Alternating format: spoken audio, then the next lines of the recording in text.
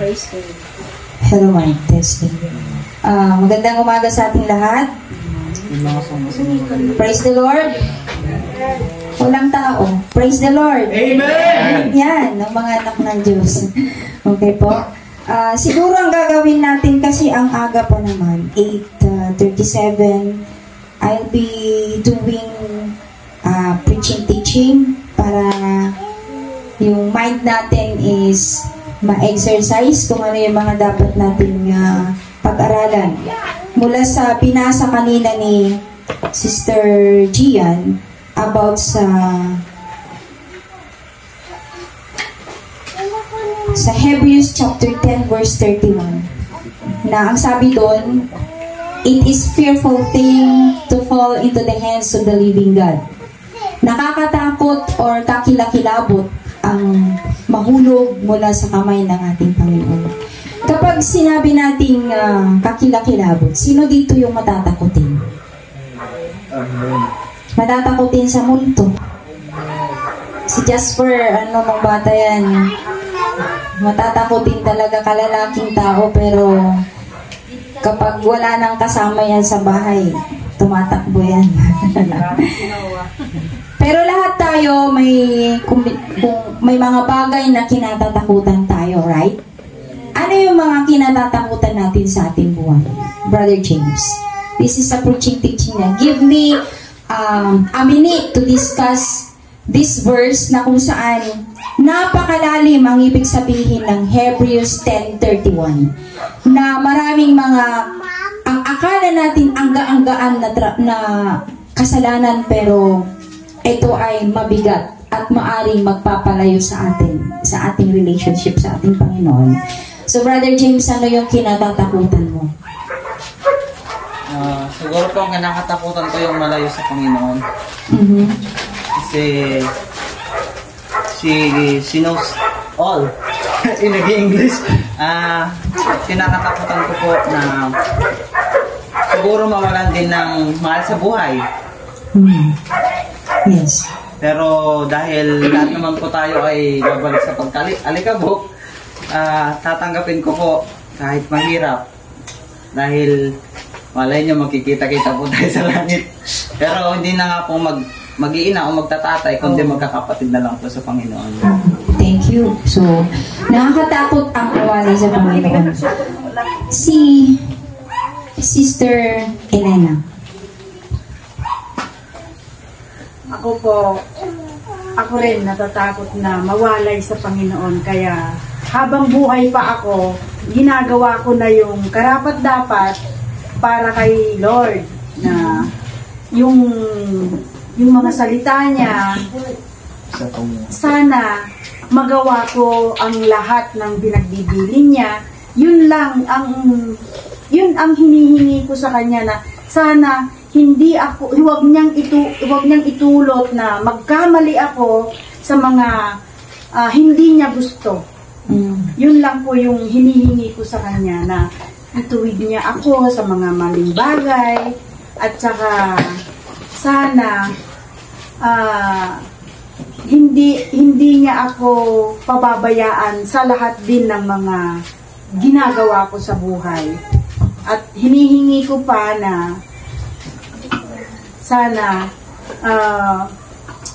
ilawig pa yung buhay, kasi ang dami pang mga bagay na dapat gawin sa buhay ko, kasi yun nga, mga bata pa yung mga ipinagkaloob niyang mga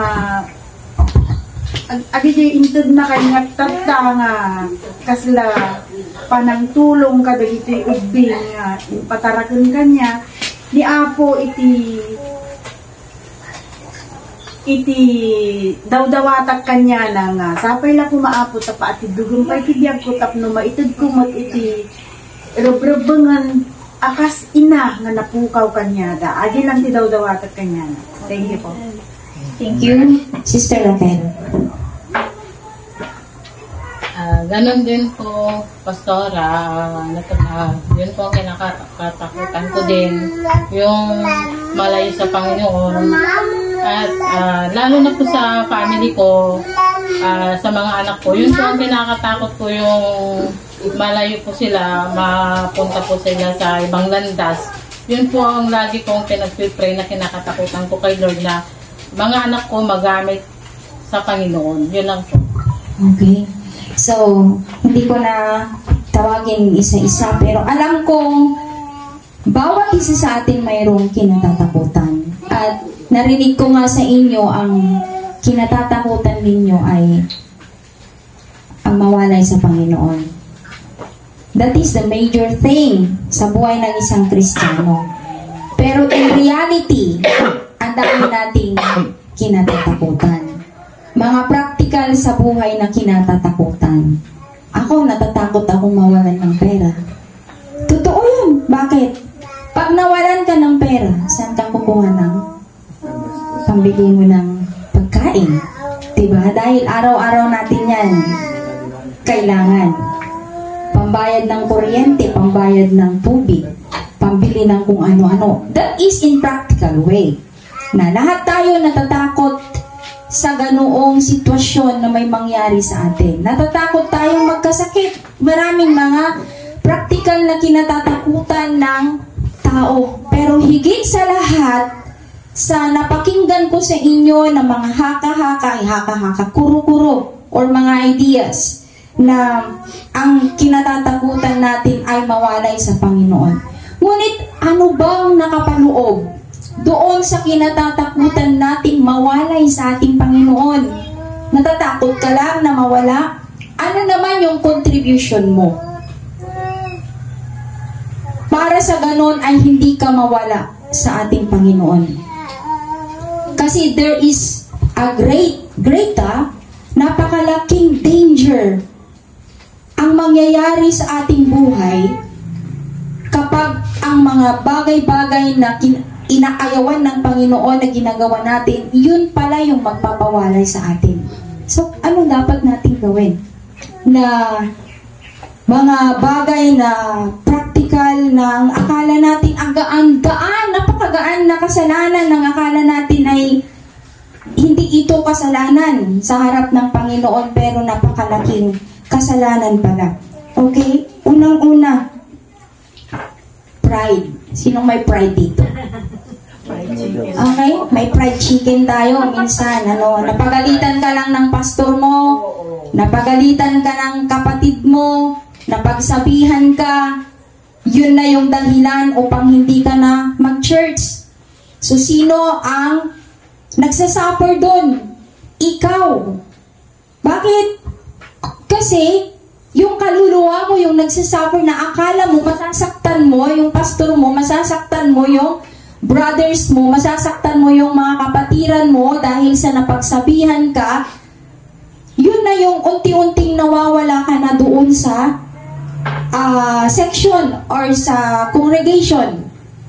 Ang akala mo sa congregation ka lang nawawala, pero hindi mo na alam na unti-unti ka lang nilalayo sa ating Panginoon. So that is a danger.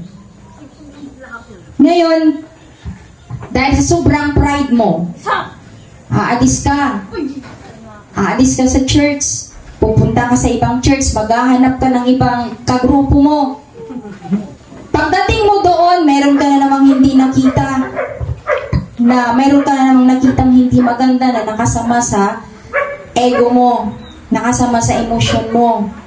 Ngayon, ayaw mo na namang mag-church, sasabihin mo, dito na lang ako sa bahay. Kasi kung nandoon ako sa church, nakikita ko, ang kapatiran ko na to, mas lalo akong magkasala.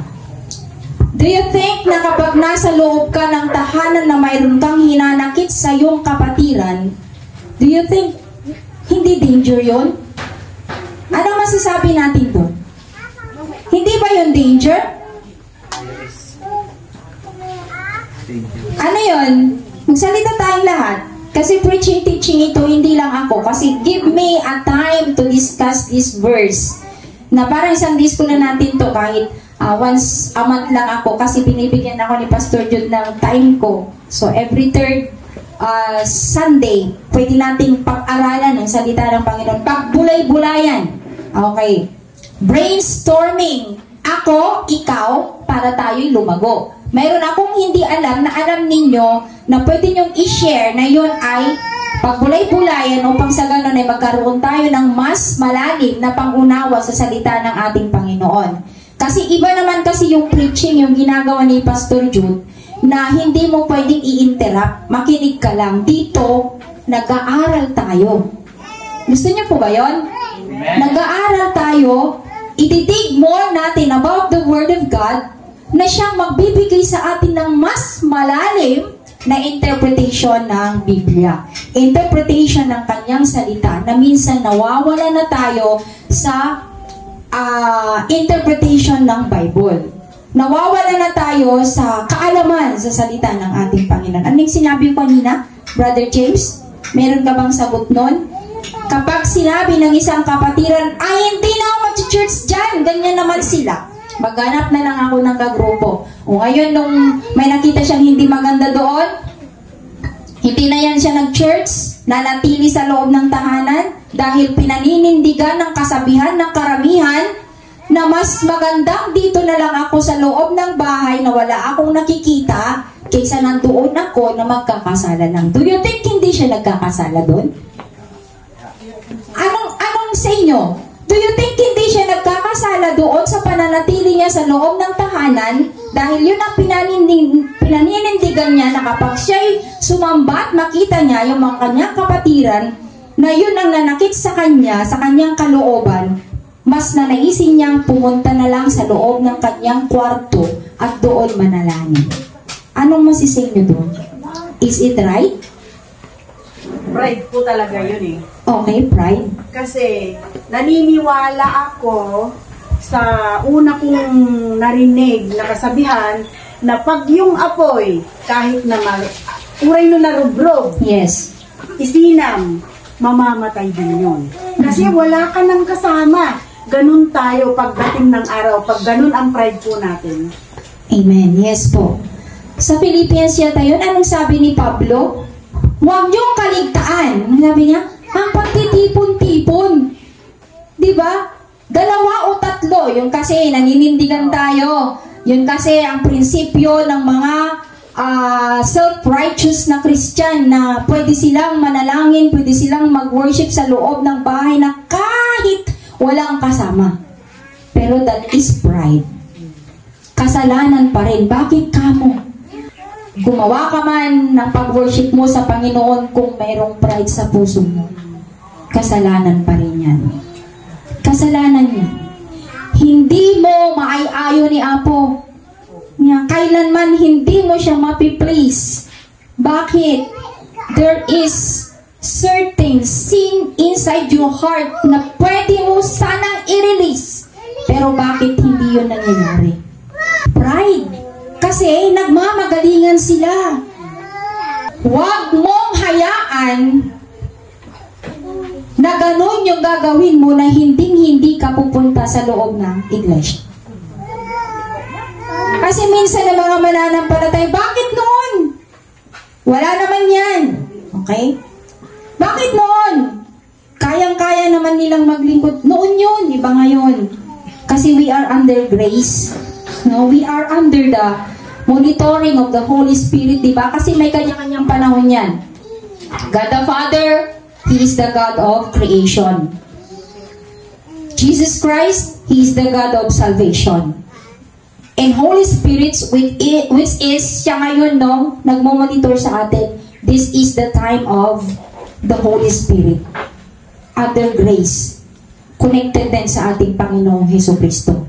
Kaya yung mga ginagawa natin ngayon na simple lang, na akala mo ay hindi kasalanan, yung pride na yan, hindi nyo ba alam na dahil sa pride nahulog si Lucifer? Si Lucifer is, tinagurian siyang bright morning star, na right hand ni God. Pero dahil sa pride, nahulog siya. At nagyaya pa ng 1/3 of angels na kasama niya.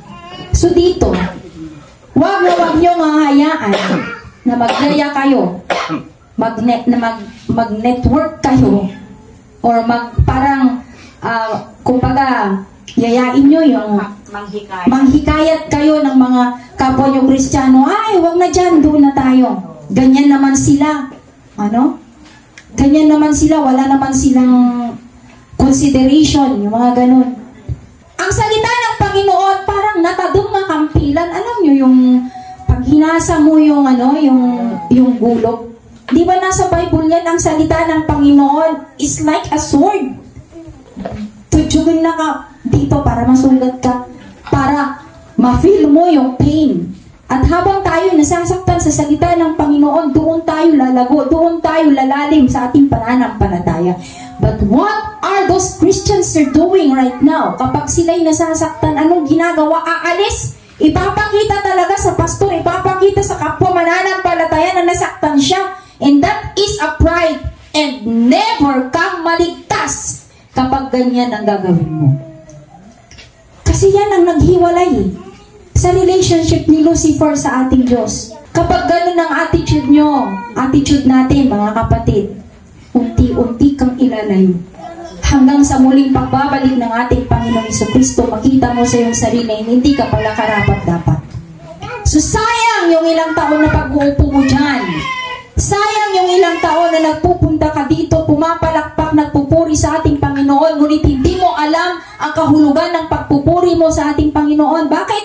Kasi hindi mo alam ang kahalagahan ng pagpupuri sa ating Panginoon. Yung pag-upo mo dyan, pagpunta mo dyan, pakihalubilo mo sa kapwa mo Kristiyano, it is a sign of worshiping the Lord. It is a sign na pinupuri mo siya. Ngunit sa kunting bagay lamang, nasasaktan ka. Yun na yung dahilan, aalis ka. Hindi ka na magpupuri sa Panginoon. Magpupuri ka sa loob ng bahay mo. Ngunit hindi ka pa rin niya i-bless. Bakit? Yung sama ng loob mo sa kapatiran mo, hindi nawawala. And that is a hindrance ng iyong paglago bilang isang Kristiyano. Ibaba natin ang ating pride. Mawala na sana yan. Pride sa sarili natin. Hindi lang yun. Maraming klaseng pride. Self-righteous, self-pride. You are thinking you are greater than your brother. You are thinking that you are greater than your sister. Na mas magaling ka. Mas marami kang alam. Ano? Ibinababa mo siya. Ikaw na yung marunong, ikaw na yung talentado, wala siyang alam. Hello? Huwag nating gagawin yun, mga kapatid. Dahil simpleng na alam natin na bagay na parang hindi kasalanan pero mabigat na kasalanan sa harapan ng Panginoon. Number 1. Pride. Pangalawa po, pag-iisip ng masama sa iyong kapwa. Anong inati Lucano na aja yan? Oreha mo pinapatunayan ko. Hindi mo pa napapatunayan, nag-iisip ka na ng hindi maganda sa iyong kapatid. Mapagbintang. No? Kasalanan pala yun. Mapagbintang. Minsan namimintang din ako eh. Pero in practical. Namimintang din ako kahit hindi ko pa nakita namimintang. Yung instinct na sinasabi, minsan ang instinct na sinasabi, inilalayo ka rin yan eh. Yung nararamdaman mo na ganun siya, na may ginagawa siyang hindi maganda sa'yo, tapos sinabihan mo, kasalanan din yun. Kasi hindi mo naman alam ang totoo. Hindi mo naman nakita, wala ka namang pruweba. Hindi mo naman narinig. Pero pinagbintangan mo yung kapwa Kristiyano mo. Do you think hindi kasalanan yan? Brother James? Kasalanan hindi. Sister Beautiful? Kasalanan hindi. Namimintang? Kasalanan. Yun yung cause ng yung cause ng hiwalayan ng mga mananampalataya. Oh, si sister, pinagbintangan ako ng ganito, ganyan. Ayaw na makinig eh. Kahit i-advise mo, ayaw na makinig, sarado ang isip. May Kristiyano bang ganyan? Wala. Dapat ang Kristiyano, ay yung mga practical na yan is, alisin natin. Kasi alam nyo, danger yan. Danger yan.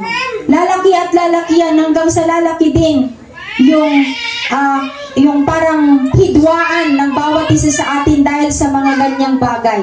Kaya mga kapatid, sa umagang ito, iwasan po natin yung mga ganyang bagay na hindi kanais-nais sa harapan ng Panginoon. Okay.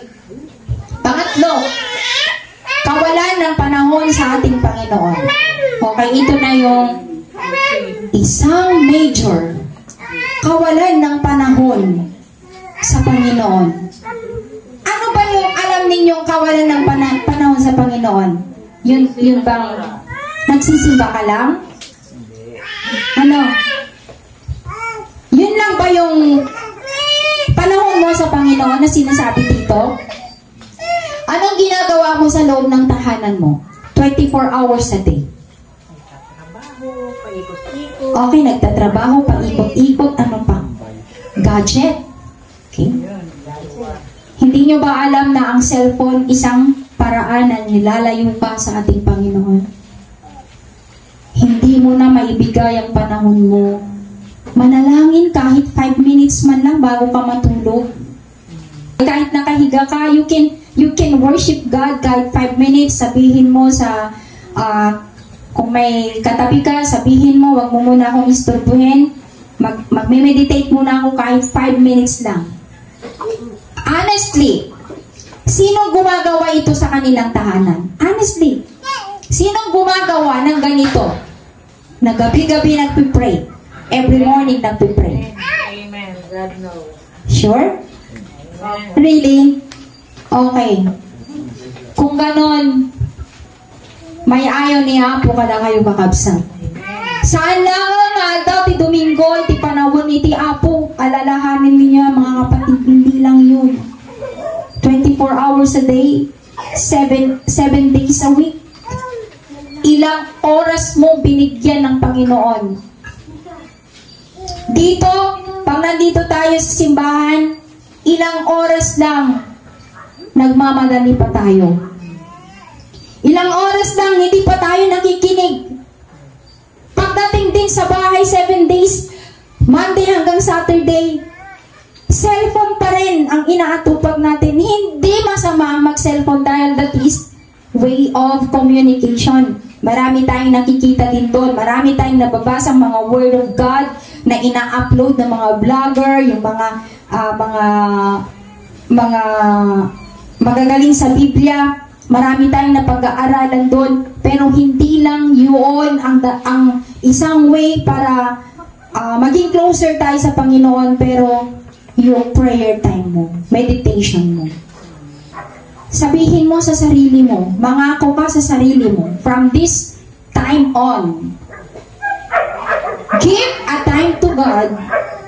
Kahit na nagsi-CR ka, naliligo ka, pwede ka na mag-pray doon kung wala ka ng time na lumuhod, wala ka ng time sa loob ng kwarto mo, kahit naliligo ka. Kasi God is omnipotent. God is omnipresent. Ano pa yon? God is omniscience. Lahat na sa Kanya. He is everything. He is, kahit saan, nandun siya. Kahit nagdadrive ka, yung mga nagdadrive dito ng motor, mga cars, kahit nagdadrive ka, you can pray. Pero nagagawa mo ba? O iba yung ina-imagine natin? Ha? Subukan natin every morning bago ka bumangon. Bago ka bumangon. Thank you. Kahit thank you, Lord, for the whole night, the way you have protected us for the whole night. Thank you, Lord, for this new day. Thank you for the new strength. Yung mga ganon. Kasi yung iba, bakit noong time na binigay ko na ang oras ko sa Panginoon na magpe-pray, bakit lagi naman akong minamalas? There is no such thing as malas sa Kristiyano, ha? Beware of your words. Walang malas sa Kristiyano. Maaring yun, kinip away ka lang from danger kung may nangyari sa'yo. Halimbawa, may nakalimutan ka sa bahay nyo, malayo ka na, pinabalik ka lang ni God kasi hindi mo alam na may naghihintay na danger pala doon, iniwas ka. Ano? Ngayon may mga bagay na nakalimutan ka. Okay lang yan, pero wag nating sabihin malas. There is no such verbatim word as malas in Kristiyano. Alisin nyo yan. Nagmalas akbutan. Ayan, sabi ng isang young people ko nun nung nadistina ako sa Balangang Bataan, pioneering pastor ako noon. Sabi niya, Pastor, noong sinabi mo sa akin na magpipray ako, morning and night, bakit lagi na akong minamalas? Sabi niya, ang dami-dami ko ng problemang nadaranasan. Kasi lagi na akong nagpipray. Hindi mo ba alam, sabi ko, na yung mga nangyayari yan sa'yo, yan ay pagsubok ng Panginoon kung paano mo siya may justify sa sarili mo na He is really God. Dito walang masasaktan kasi gaya ng sinabi ko, the word of God is sharp. Yeah. It's like a sword. Duyugin na tabarukong mo. Ay, dito tatlong masaktan ka. Yan. Bakit nagagawa natin gumising ng alas 5, alas 6 ng Monday to Friday? Monday to Saturday. Pero nakakapagtaka maraming Kristiyano kapag Sunday, late. It's because si Satan ayaw niya tayong maging committed sa Panginoon. Sa totoo lang, ayaw niya. Kasi hinahadlangan niya lagi. May mga bagay na ipapakita niya. Morning pa lang ng Sunday, nagagalit ka na. Bakit? Brown out. Nagagalit ka na kasi gusto ni Satanas na umiwas ka sa kanya. Ano po, yung mga simpleng ganyan lang, hinihiwalay na tayo sa Panginoon. At sasabihin ko sa inyo mga kapatid, sayang ang panahon. Uulitin po, kung hindi natin kayang mag-commit sa Panginoon, magmula ngayong Sunday na to, sayang yung panahon mo na ginugugol mo dito. Na pagdating pala ng panahon at pagdating ng ating Panginoon, sasabihin niya sa iyo, "Depart from me, I will never know you." Umalis ka sa aking harapan, hindi kita kilala. Kasi mayroon sa Biblia, sabi niya, Lord, nagbibigay naman ako ng aking ikapo noon. Nagpupuri naman ako sa iyo. Pero bakit pinalaya siya ng Panginoon sa kanyang harapan? It's because yung puso niya ay hindi sa Diyos. Yun yung tinatawag ng ipokrita. Okay, hindi sana tayo magiging ganun. Nandito ko na rin lang, ibigay mo ng buong-buo ang buhay mo, ang panahon mo sa Panginoon. Kasi kahit kailan, walang kalugihan ang paglilingkod sa ating Panginoon. Kahit na anong mangyari, mawala man ang lahat, mawala na ang lahat, ari-arian, pera, lahat-lahat na, wag lang ang Diyos. Pasasaan ang tao kung wala ang Diyos sa kanyang buhay? Remember, God is still God, even without man to worship Him. But man is nothing without God in his life. Tandaan po natin yan. So nakakatakot ang mawalay sa ating Panginoon. Bakit kailangan nating matakot? Ito na po. Sapagkat darating ang panahon na magsasara ang biyaya ng ating Panginoon. Sapagkat darating ang panahon na wala ng awa ang ating Panginoon. This is the dispensation of grace na tinatawag na may biyaya pa ang Panginoon. Sa Isaiah 55:6, anong sabi doon? Hanapin mo ang Diyos habang siya'y matagpuan. Habang siya'y natatawagan mo siya. Dahil darating ang panahon, magsasara ang biyaya ng Panginoon. Kahit tawagin mo siya, pumunta ka sa mga bundok na sabi sa Biblia, hindi mo na siya matatagpuan, hindi mo na siya mahahagilap. Kaya ngayon, mga kapatid, alisin natin yung mga simpleng mga tampo-tampuhan dyan, simpleng pride, simpleng emotion, simpleng nasasaktan ka na sinasabi mo. Alisin mo na yan kasi yan yung maghihiwalay sa'yo sa iyong presensya sa ating Panginoon. We are now living in the last of the last days. Hindi nyo ba napapansin? Earthquake dito, earthquake doon. Nandito na sa Matthew chapter 24, nakasaad na. Patayan dito, patayan doon. No? Mga kapwa mananampalataya, nag-aaway-away. Sunog na hindi. Okay, sunog na hindi mo maintindihan kung saan nanggaling yung sunog. Mga tubig, lumalabas. No? talagang nagkakaroon ng mga tinatawag mga disaster na hindi mo alam kung ano yung nangyayari sa mundo, because it was already stated in Matthew chapter 24 that we are now living in the last of the last days. Kaya anong dapat nating gawin, mga minamahal kong kapatid? We need to commit ourselves before God. We need to give our time to God. Huwag nating bigyan lamang ng tinatawag na parang ano lang, parang wala lang.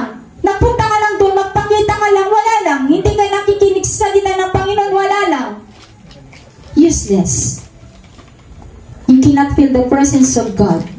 Sabihin natin, oh, yung mga Kristiyano dyan, nagsisimba sila, pero ang dami naman nilang problema. Hindi yun. Kasi habang tayo nabubuhay, nandyan yung mga challenges. At yan, dinadala ka parang gold yan eh.